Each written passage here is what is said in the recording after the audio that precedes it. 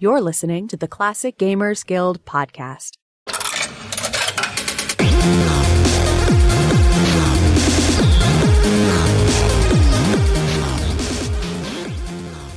Hello and welcome to the Classic Gamers Guild podcast. I'm here with Paul, but enough about us. Okay, on today's show, we have a very special guest who has been making games in one form or another since the 1970s. Creating, programming, heck, even voice acting. Our guest's resume is wide and prolific. Although to many of us classic gamers, he's known as the lead programmer of Conquests of the Longbow and the voice of Cedric the Owl from King's Quest V. May I introduce to you Richard Aronson. Hey Richard, how's it going? It's going well. How are you guys? Well, I'm just chuffed to have you on here. We've been, making memes about one of your characters for such a long time, I feel like I almost know an alternative version of you. Yeah, Cedric was an interesting experience. So I started at Sierra the second week of January in 1991. The first time that Corey and Lori Cole tried to get my wife and I to move to Oakhurst and work for Sierra, we looked at the amount of the pay cut and the state of the housing market and said, we can't afford to leave our jobs for that. And then a year later, many things had happened that made us more amenable to moving. And I came up first because they wanted me on Longbow, largely because I'd had 10 years experience working at the Los Angeles and San Francisco Renaissance fairs. So I spoke the language in period, and I was familiar with a lot of things that would help make the game seem historically accurate. And what I didn't realize at the time, although I learned later, was Sierra at that time had fired a lot of programmers for various reasons over the years, with an unbroken record of getting sued and losing. And I had 10 years experience working for Crocker Bank, which was a Fortune 100, and then Litton Industries corporate headquarters, which was another Fortune 100. So I'd been trained in all the management policies that allow you to fire a programmer and not lose the lawsuit, maybe not even get sued at all.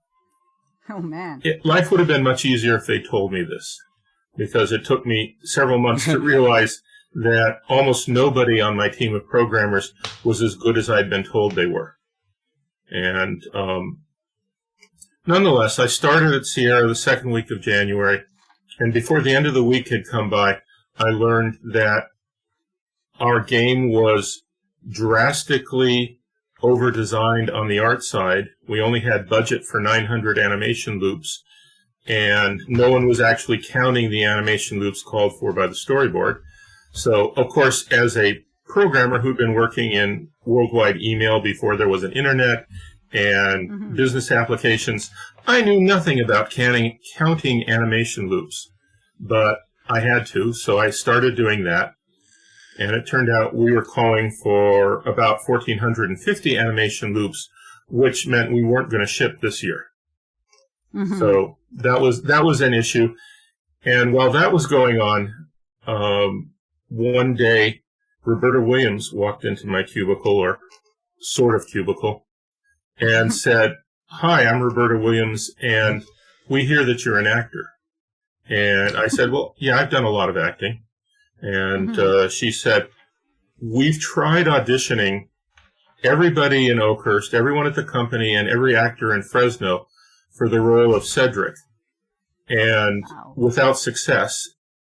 And if we go to Hollywood to hire a truly professional actor, there's a real good chance that we'll have to record all our voices with Hollywood actors, and I don't think we have the time or the budget to do all that. So I'd like you to read for Cedric." And I said, "Okay, describe Cedric to me, please."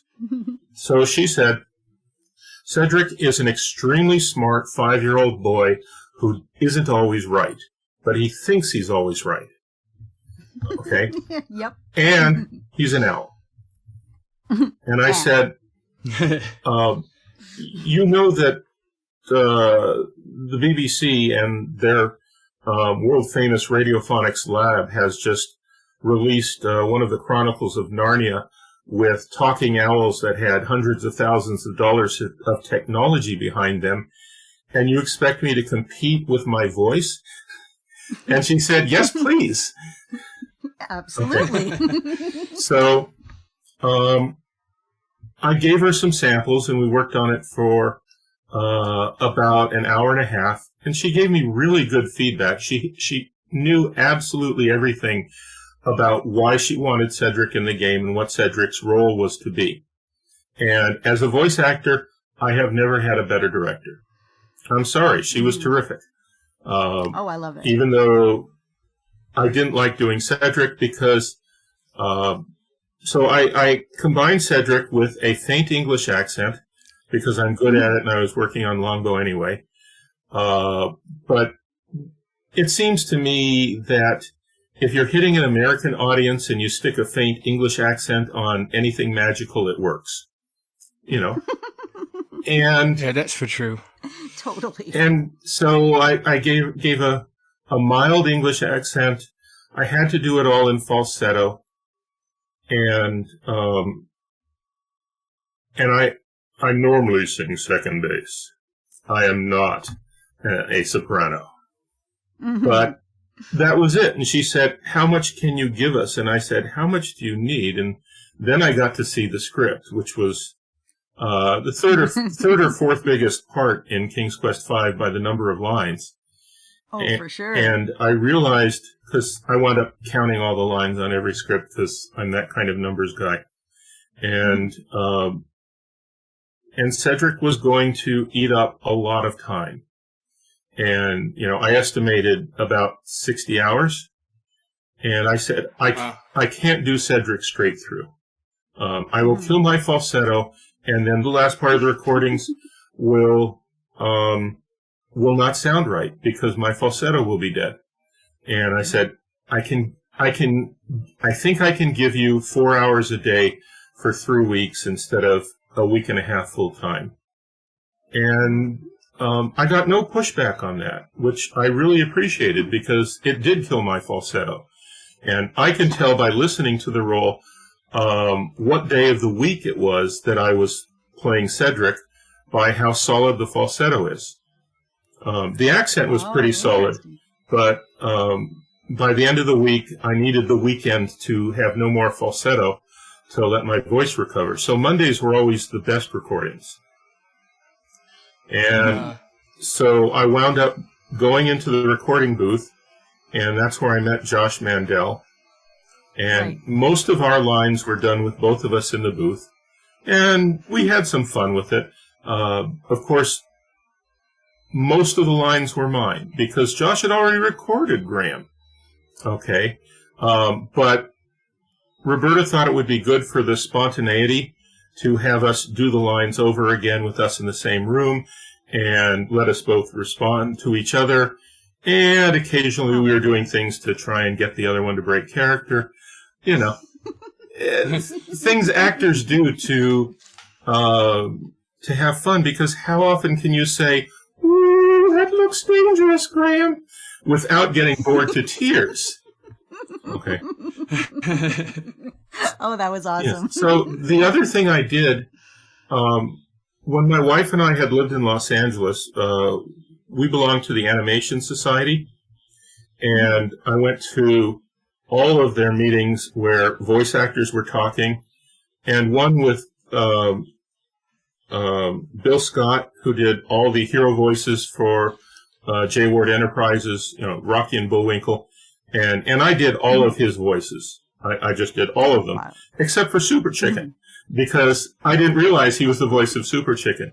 And he described Super Chicken as doing this. And this time when I do Cedric, I'll be doing it with the warble, which is just a matter of grabbing my Adam's apple and moving it up and down very rapidly. Ooh, Cedric! You know, so that you get an, instead of an ooh, without much vibration, you get an ooh, and you can tell my falsetto is already starting to fail. And that was really good, though. well, back at the time, you know, I was I was younger and hadn't done all of Cedric yet. So that was a technique I stole from an actual voice professional, one of the best known at the time. June Foray also spoke at that thing, so she was Rocky and he was Bullwinkle. And he was Dudley Do-Right and she was Nell. And all of the Jay Ward cartoons, he was George of the Jungle, and he doesn't sound at all like Super Chicken, but Super Chicken was some of the techniques that I used in order to play Cedric. And make the transformation happen. Well, Cedric's not a very interesting character to play, but Roberta had done a great job of explaining exactly why Cedric was in the game and his role in the game, and okay, that makes it a part instead of a boring part. Okay? Right. Cedric accomplishes a lot of things for King's Quest V. Aside from the sidekick role, he gives all the younger players something to empathize with. And I loved that because I had a 6-year-old daughter who loved playing games at that time. So she's older now. And so playing Cedric, I was always playing Cedric for the children that would eventually be playing the game. And I didn't have any problem with that. Some of the lines I disliked. If I'd been working at Sierra for more than a week, I would have suggested changing some of the lines because I'm a pretty funny guy and not just funny looking. And I'm world famous for having written Eric and the Gazebo.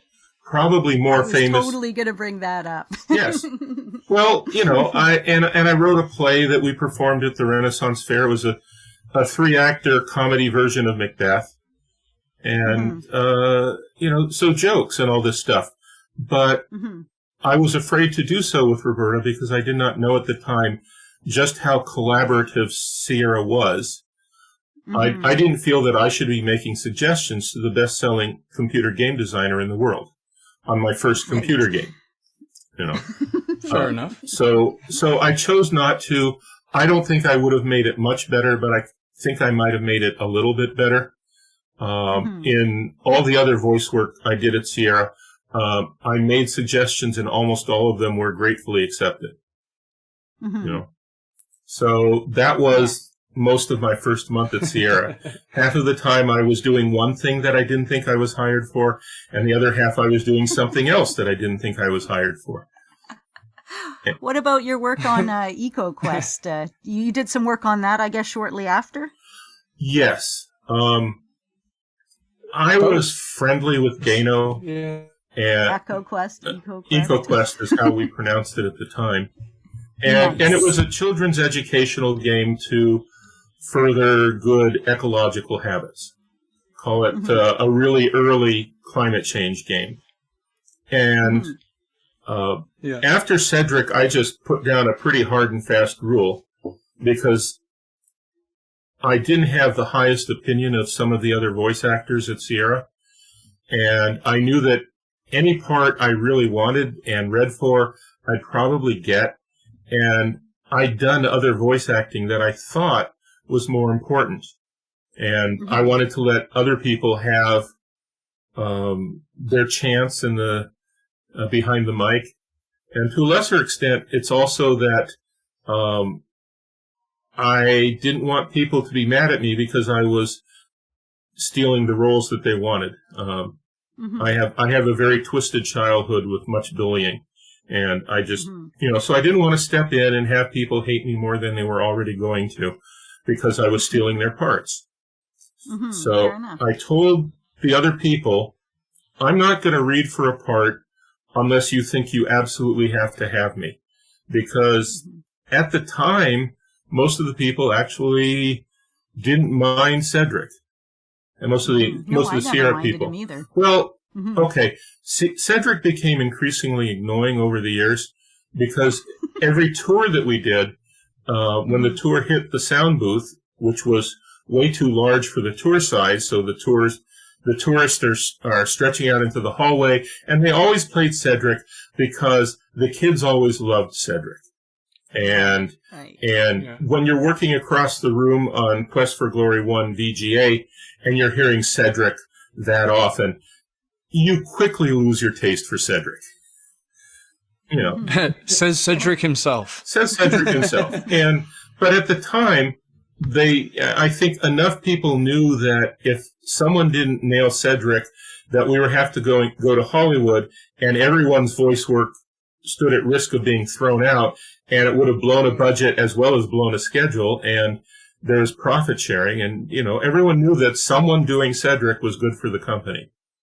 So, or at least enough people did.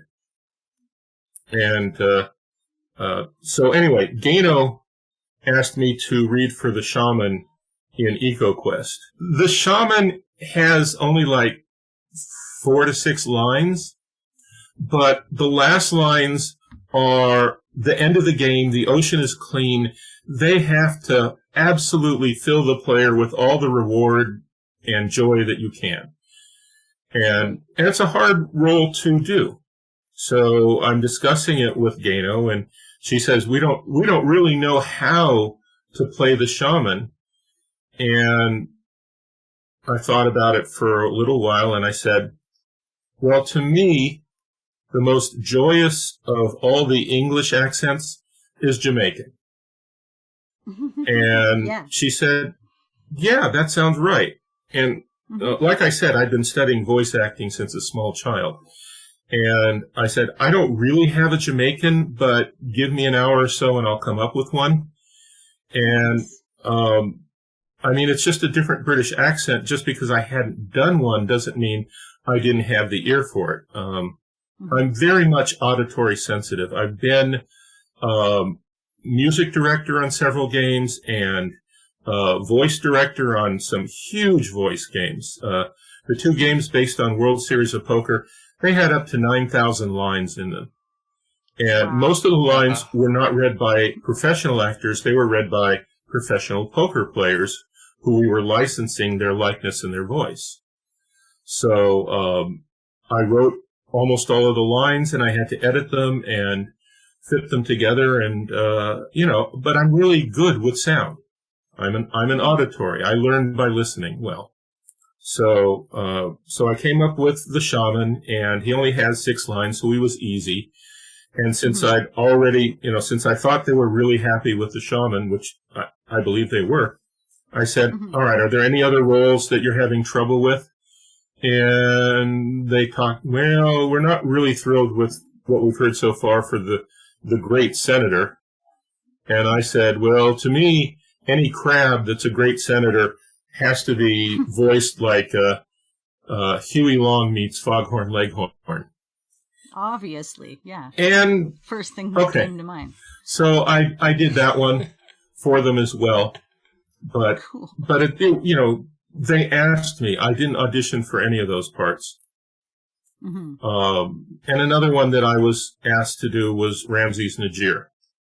And Dagger, yeah. He is the toughest voice I did for anywhere. I believe it. Because, first of all, he's a meek museum curator by day, and then he's an evil cult leader by night, and he's Egyptian, which is a tough accent, and he lisps. And the angrier he gets, the harder he lisps. So we always called him the Lisping Egyptian.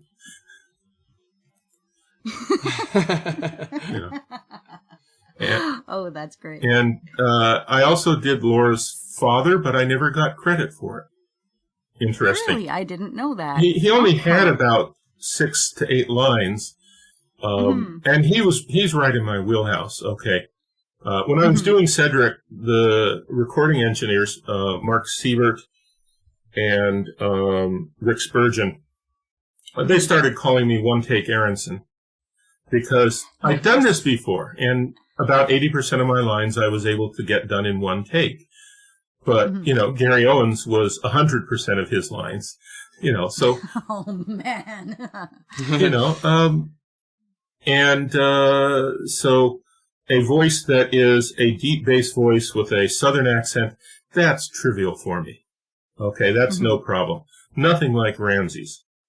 I don't think I got Ramsey's nearly as well as I got Cedric. But the big thing there, when I was doing Cedric, almost all of the times I had to do a re-record, it was because Roberta thought there was something better in me. Very few of the re-records were my idea. Whereas most of the Ramsey's lines, it was my idea that I had a better read in me. And they were willing to accept what I'd given them. So that's one of the reasons why I really liked working with Roberta. So you weren't quite done with Cedric, though. You went back again a few times, once in Hoyle's classic card games. I think you did some voice acting there. Gosh, I loved that game. Yes, I was the voice and the body of the gin rummy guy. But my real job on that project was as the AI designer and programmer for Bridge. Oh. And my daughter did some voice acting on that game. She was about 8, and she got paid $100, whereas I only got paid $10 for my voice work. And it didn't matter how big the part or how many voices I did. It was $10 per game. Wow. Which was another reason why I wasn't that interested, because I just felt honor-bound to make up all my time spent on these other projects by making up the time on my own project for which they had hired me. Right. So, Hoyle Classic was a very different challenge. I had little choice on that. Again, I was voluntold I'm doing Hoyle Classic. Ken came up to me and said, I hear you're a bridge player. And I said, yes, I am a pretty good bridge player, and I'm a certified tournament director, and Corey and I are playing a bit. We're now both life masters. And he said, good. You're now the bridge designer on Hoyle Classic, and you'll be working on Bridge. Oh, wow. And I said, okay, but you know how many other bridge games there are out there? And he said, yes. Is 6 months enough? And I said, Wow. 6 months would be enough for the worst bridge game out there.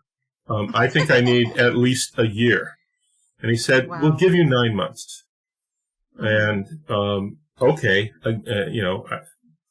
what am I going to do if that's the job he feels that I must do, and my wife likes it that I'm working? Of course, at the time, she was working on server code at the Sierra Network, so okay. So she had moved up here, and our daughter moved up here, and all that. So it wound up taking us closer to a year, but most of it was not my fault. Most of it was other people's games. And I did fix some things that I think were good.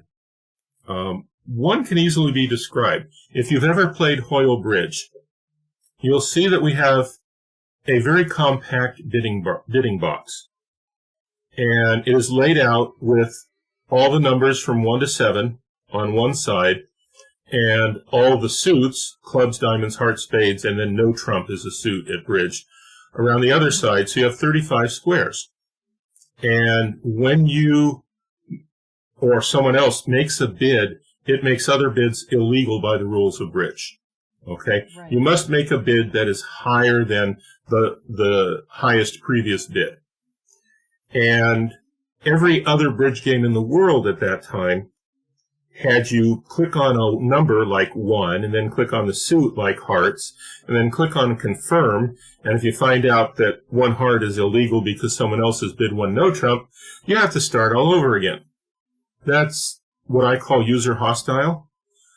And whereas with the with the 5x7 grid of all the bids, then once the bidding had reached a certain level, you just grayed out all the illegal bids.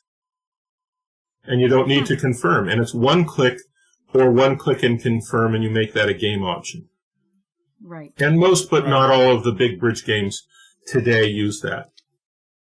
So I think that was a useful creation. But there were a lot of features in Hoyle Bridge that really hadn't been done in any computer bridge before, such as the ability to save a hand and reload it, so you can study it if you had a hand that you thought was interesting, or email it to a friend that had Hoyle Classic, or if you studied how, you could figure out how the save hand was worked, so you could copy it down on paper. Useful things. I like that. Right. I'm kind of curious, as far as just programming at Sierra in general, I guess to make my question a little more, coherent, I'll narrow it down to Robin Hood, where you were the lead programmer. What would a day in your life have been at that point? Would you have been, inputting character dialogue, or is lead programmer kind of above that sort of thing? I'm just curious what the actual programming work was.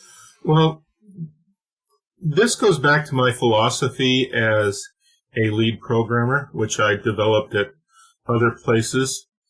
I am extraordinarily good at doing stupid, boring work.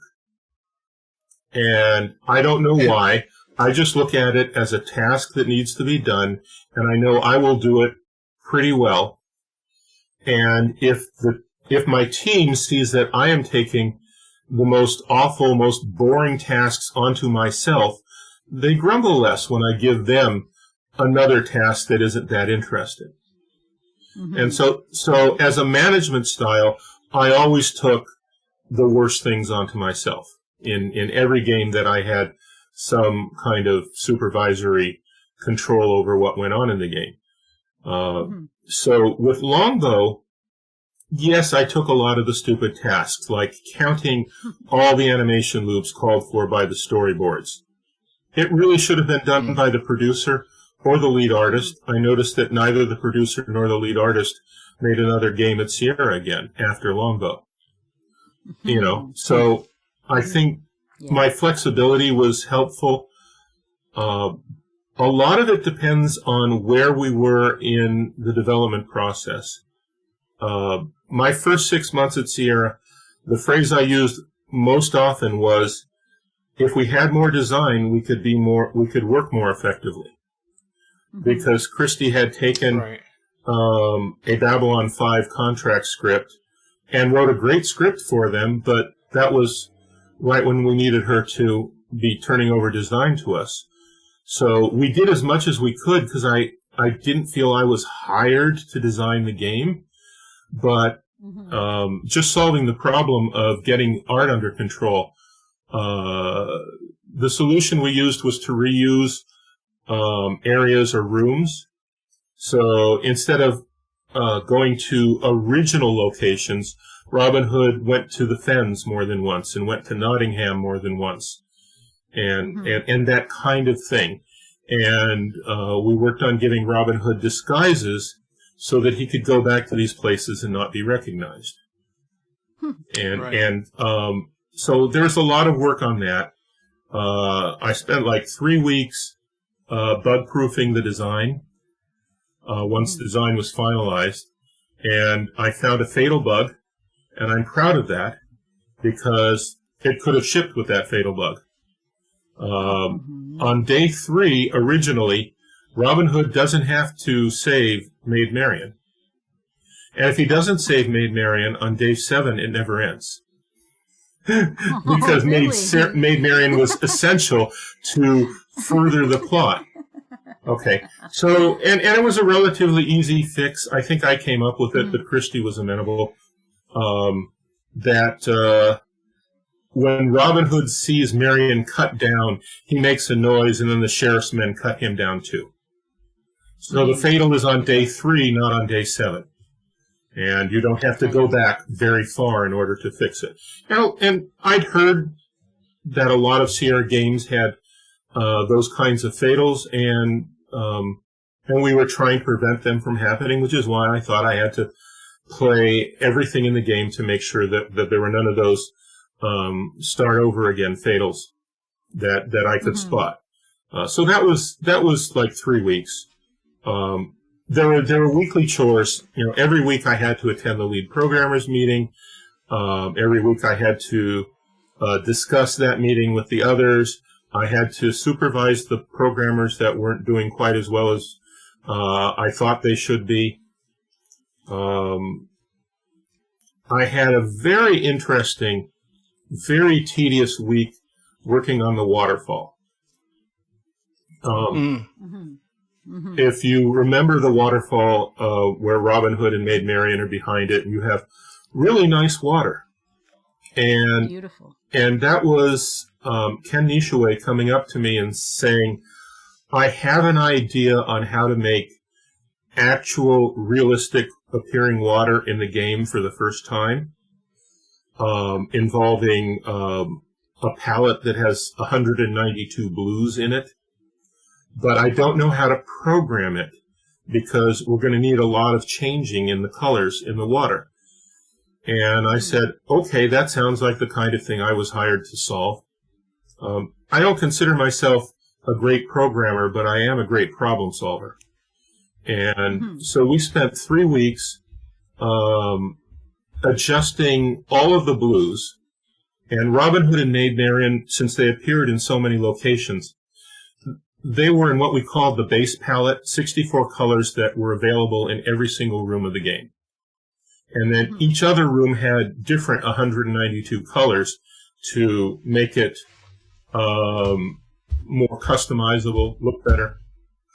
So what we did was created subsets of blues, and I programmed how they would color cycle through each of those group of 4 to 8 blues to create change in the background at a pixel by pixel basis without it being obvious that that's what's going on. The water is not moving at all. Right. We're just changing the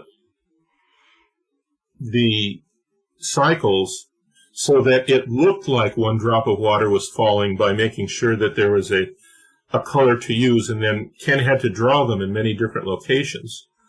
But I liked it. I thought it was beautiful, and as a programmer, I don't know art.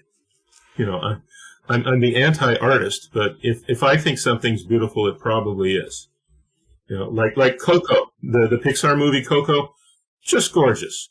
I've got a quick follow-up to my previous question about programming at Sierra. I just wanted to ask real quick, you had thrown in there that you went to a lead programmers meeting, and I'm just curious what that was for and also what the experience of doing that was like. Well, let me give you a couple of examples of things that were developed during Longbow, because I was not a lead programmer again on a Sierra game, because that depends a lot on when you finish. We had 4 and 8 directional walkers. Okay, so 4 don't look as well because he takes a step and then he skips north or south. 8 directional walkers look better, but to make an animation loop, you need 2 loops for a 4-dimensional walker and 5 directions for an 8-directional walker. So in a game like Longbow, only the really major characters got 8-directional walkers. Okay. Because they just needed more than twice as much art in order to make Robin Hood walk in any direction and look good, and Maid Marian look good. So at an early lead programmers meeting, the systems department came to us and said, okay, we've solved the 4-directional walkers. We agree that it doesn't look good, but we expect to have the 8-directional walkers finished in a couple of weeks.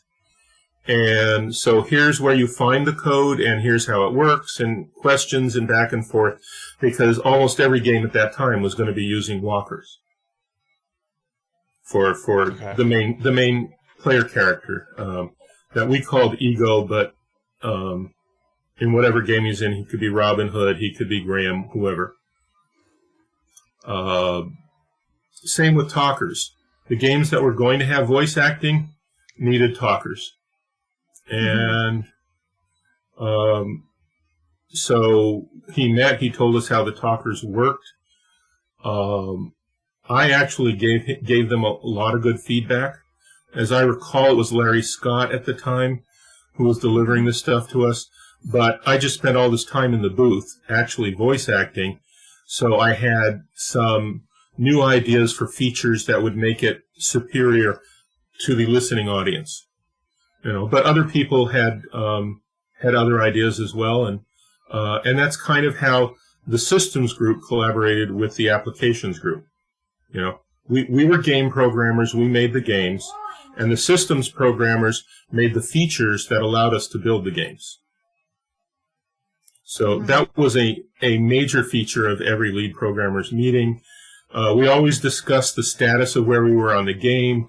We discussed if we had extraneous programmers that didn't have anything to do at that time that might be useful on another team.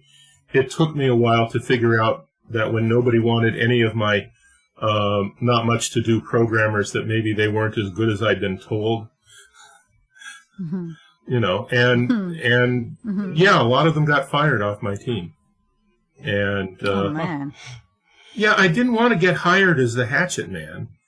But if I was being hired as the hatchet man, I'd have liked to have been told, because I would have managed people differently. Exactly. But I guess they wanted to see how good I was at picking up the fact that I didn't have all the best programmers I could have. And frankly, of the core 7 programmers on my team, I was the only one that was at Sierra a year later. So the best of them, the one that I would have liked to have kept, inherited a lot of money and decided he didn't need to do this anymore. Because there's time pressure. Of course. There was a study that indicated that if you don't ship a Christmas release game so that it's on the shelves by the Friday after Thanksgiving, Black Friday, you can expect to take in 25% less gross sales on that game in its first year. And that's a huge amount. And so we were all trying to make Christmas if we were Christmas games, and we all felt miserable if we missed Christmas, because that meant that the profit sharing was going to be way down, and it could mean that there were layoffs if the game was really in bad enough shape. There's a lot of coordination that has to go on to put a game on the shelf. These days, you buy it from Steam. Okay? Right. Totally. Okay, different. but back then, we had to ship everything 3 weeks before we wanted it on the shelves in order for it to reach everywhere in the world we were releasing it. So it had to be on a ship across to Japan and a ship to Europe, and localization was a big thing, and that meant duplication had to happen before them, and if it was voice acted, that meant CD burning had to happen, and we had to go to someone that had an expensive CD burning machine at that time. They were not commercially available for cheap. And go ahead. What about when we move a bit forward? I see you did some work on the King's Quest II remake. Is that by chance where you met up with Stephen Alexander, or did you guys know each other before then? I am terrible with names. Oh, okay. Yeah, Infamous Quest's crew, yeah. I may have heard his name, I may have worked with him, but I just didn't remember it. What drew me to Steve was we had a lot of friends in common on Facebook, and I'm in dialysis, and he was in dialysis. And as I said, I take a methodical approach to everything. So I've come up with solutions to surviving dialysis with less pain and less boredom. and less discomfort. And so one day, after my wife and I realized that, much to our astonishment, we actually have enough money to retire comfortably. So I called him when he was at dialysis one day, and I said, and we chatted it was more a pep talk. You know, we're both in dialysis. We're not alone. We'll get through this together. We'll find new kidneys. And he told me more about his illness and all that stuff. And I told him some of the things I came up with to make dialysis easier for me. And I said, give me your address. I'll mail you a suspendo. What, you might ask, is a suspendo? It's a Spanish product that was a Kickstarter that adapts to virtually any phone or tablet. And it hangs around your neck with a padded thing to protect the back of your neck. So you can do things with one hand, such as watch anything on Netflix when you're in dialysis, or read, or face talk, or whatever you want to do, because you can't do anything with the other hand, and that means it's hard to hold the phone. Okay, the other hand has to stay still or you'll start leaking. And when you're leaking your bodily fluids, it's very unpleasant. And it can really make shirts and bags and stuff icky. So I just sent him one at a time when I thought he really needed someone to step up and do something like that for him. Because, you know, he's gone through some really rough times. And, you know, $50, I didn't care about $50. Once we retired, my wife and I had a floor limit for each other that we were only allowed to spend $50 without checking with the other one. And that stood for 30 plus years. And now it's 200. So this was no problem at all. I could afford it. And it did cheer him up and make life somewhat easier for him. And as so often happens, once one thing starts happening for you, then other lucky things, like suddenly you've got a new kidney. So I'm not saying I made that happen, but I'm really glad it happened for him. Oh, that's for sure. You know, and so I consider Facebook when I met him, but part of that is because the computer that I did all the recording for the King's Quest VGA, where I did Cedric, and I did the vampire voice for a fan game from Account. Yes, exactly. Well, again, that's right in my wheelhouse, so it was easy. And Cedric didn't have many lines; they were mostly "I'm about to die now, aren't I?" kind of thing. That's the important stuff now. That's Come right. on. But part of why I have a public persona is if people want to reach me and ask me to do stuff, then most of the people that like Cedric today played Cedric when they were young.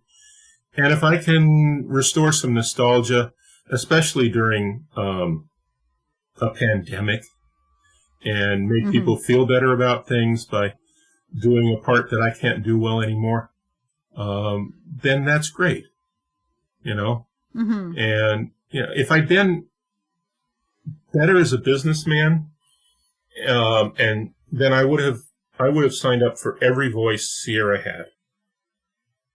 Just every single one of them. I would have become Sierra's Mel Blanc, and and once it became a reasonably profitable lifestyle with all the voice acting that game voice actors can do today and other things, I'd have been doing that instead of, say, making games for the military. Are you retired? Mostly retired. I do some things every now and then because people ask me and I think I'd be interested in them. For example, Ken Williams wrote his book, The Sierra Story, recently. It's a very good book. And I heard he was doing it, and I said, before I worked at Sierra, straight out of college, or almost straight out of college, I did a lot of editing and copywriting professionally, and I'd be glad to take a shot at your book, because, number one, I was there, so I think for much of it, I think I'll have a good idea on what you're trying to say. And number two, I think you want to look like you're a good writer before you publish a book. And he said, okay. And I said, and number three, I don't think you ever did me wrong.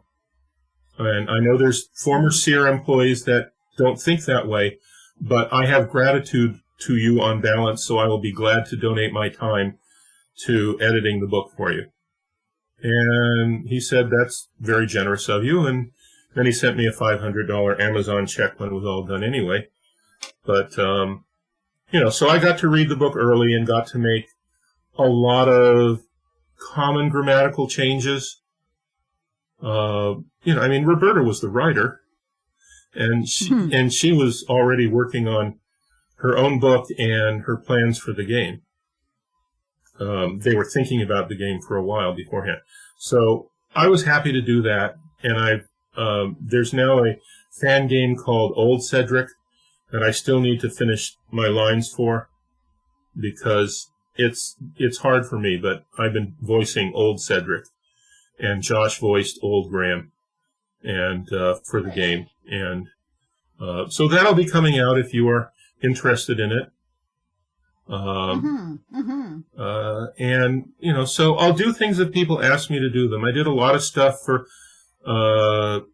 Tierra, which I guess changed name to something else, but it's a name. If it was a number, AGD, I'd remember it. Yeah.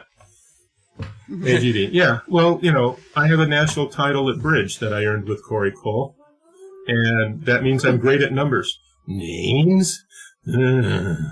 So I'm out there if people want to hear me.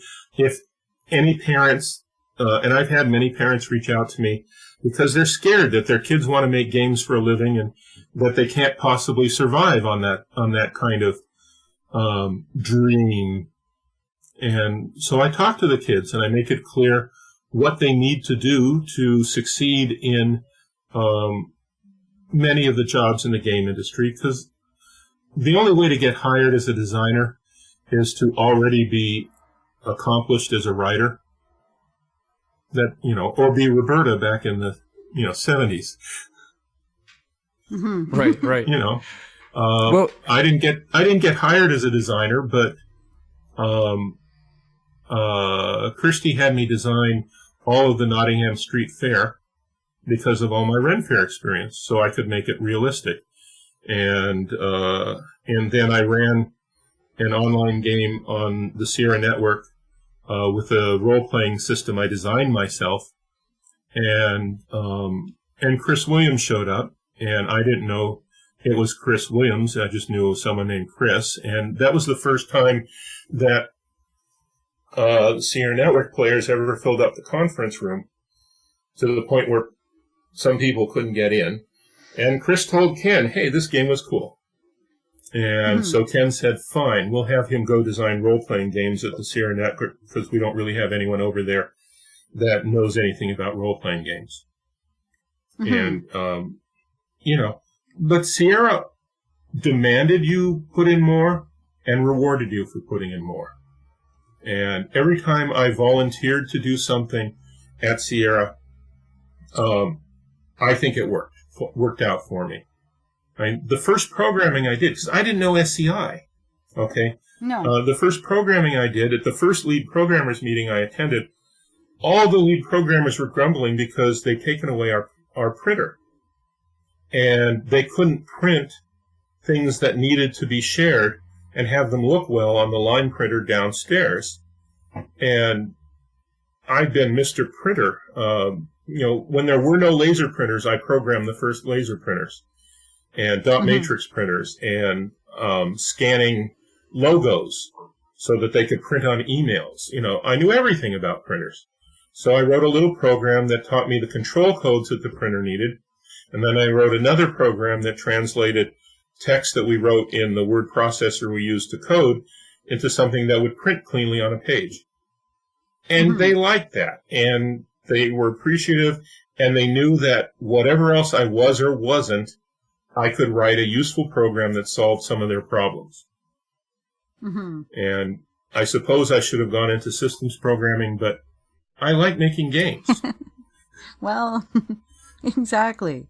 You know, all my last job interviews, all of them for last 15 years, they're asking me why I'm not a producer or an executive producer. And I said, I like being a senior designer. There's less red tape, and I get to make games. And I have enough, it's a high enough title that I get to do a lot on the game, and it's a flexible enough title so that I get to do lots of different tasks on it. And I enjoy it. And I think we have enough money, and as long as we have enough money, I don't need more money in order to not enjoy work. Before we close out the show, I wanted to ask if you could take a moment to tell people how they could get in touch with you. As you said, you've done some you know, I guess you could say mentoring, if you will, and just advice giving or fan service. So, Right. you know, if there's anything that you want to plug on top of that, where would you send people that are listening? Well, I would probably send them to a psychiatrist to ask why they want to get in touch with me. That's a problem you really need to solve. But I was Aronson at SierraTel.com as long, you know, for 20 years. And then SierraTel changed to STI.net. So I am Aronson at STI.net. And so that's my real email, and that's how I prefer to be reached. But you can find me on Facebook. I tend not to friend people or accept friend requests from people I don't know. But if it is going to improve your life to think that I'm your friend,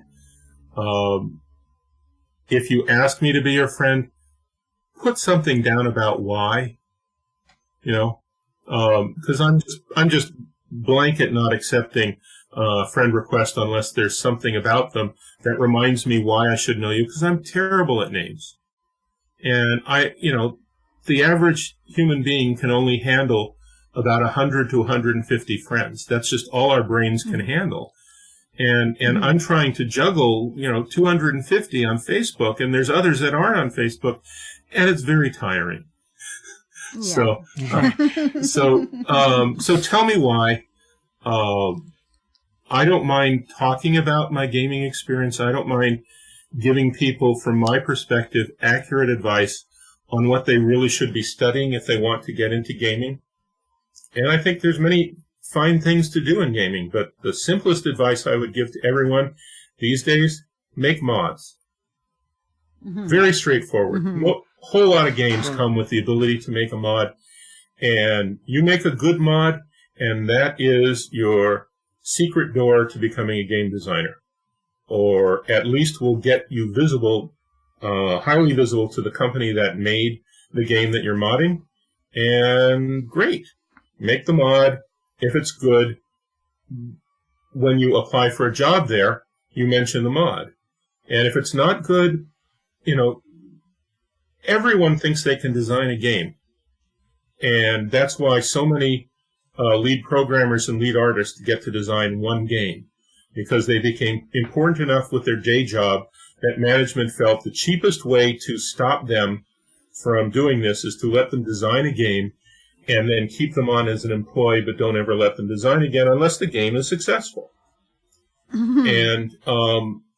And there are many games that I can point to like that weren't successful, and many designers that designed one game, and that was it. But I'd rather people design good games. I love finding a new game that I really enjoy, and then I have a new designer to follow. Because just the same way as I read all the books by Steven Erikson, well, I play all the games by various designers. So make mods. Very cool. That's the best way. Stephen King said, until you've written 1 million words, you're not going to be any good as a writer. Mm-hmm. Well, mods are a good way to get in your first 1 million words. And most games do require a lot of writing.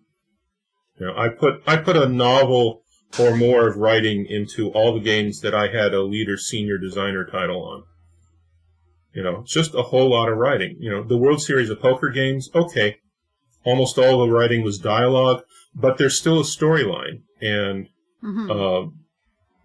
and all those other things that I wrote. And, over the years, I've just written whatever I wanted to write. I've had numerous people tell me, why did you write a novel and never try to sell it? And the answer is, I just wanted to write a novel. I didn't really want to try to sell a novel, and they've told me that if I ever get more interested, they do that kind of stuff for a living, and I should look them up. The last 5 years of my career, I made educational games, training games for Army and Air Force intelligence. And when I was teaching at DeVry University, I learned that for every game in every job in entertainment gaming, like a Sierra Online job or an EA job, there are 7 in training gaming. Serious games that are designed to teach people how to do stuff. And with virtual reality, we can really get accurate in the way we're teaching people. So sometimes the best way to transition into gaming is get a job where there are more jobs and build up a resume there, and then use that resume to transition into entertainment. Yeah, absolutely. Well, Richard, I want to thank you so much for taking your time to come here on the show with us today. Welcome. It's been really fun. It is not often that we get to hear, inside firsthand details of what it was like to work there at that time, and just been a fan of your work since I was literally a child. So I really appreciate you coming on, mate. And everybody listening, don't forget we're going to put the email down in the description so they can get a hold of you, or just say hello to him on Facebook. But otherwise, there's one more thing I'd like to plug. And it's also an easier way to find my email address if you didn't get it down right. Corey and Laurie Cole's Hero U site has posted Eric and the Gazebo, which I wrote in the 70s. I improvised it and was told by Lee Gold that I had to write it. And then lots of other people told me, please write that for us because you're actually working with us, not Lee Gold. And make it a little longer because our format requires more words. And now I'm world famous. So you can find Eric and the Gazebo as I wrote it on their website, and my email is on that one. So that's an easy way to find my email. All right, mate. Well, that's all the time we have today, but thank you so much for being here. And to everybody listening, thank you guys so much. We really appreciate it. We hope you enjoyed the show as much as we did. If you want to get in touch with us, you can in multiple ways, of which you're about to find out. We're a page and a group on Facebook. Find us there at Classic Gamers Guild. Come say hello, join the discussion, and lovely community. You can find us on Instagram at CGG Podcast. You can also find us on Twitter at CGG Podcast. Send us an email if you like, mail@classicgamersguild.com. And a huge thank you to all of our Patreons. We really love and appreciate you guys for helping the show out. It really helps us out a lot. And obviously you can become a Patreon of your very own if you like. Chuck us a buck over at Patreon or whatever. And to those in our extra special thanks tier, that would be Una and Gus, Jean-Francois Paget, I love saying your name, mate, Jay Holmes, and Mark Fillion. Huge thank you to you guys. Please check out Mark Fillion's game, Chinatown Detective Agency, which is just beautiful and exciting, and it's coming out soon. Go wishlist it on Steam, please. And that's about it. So don't do murder.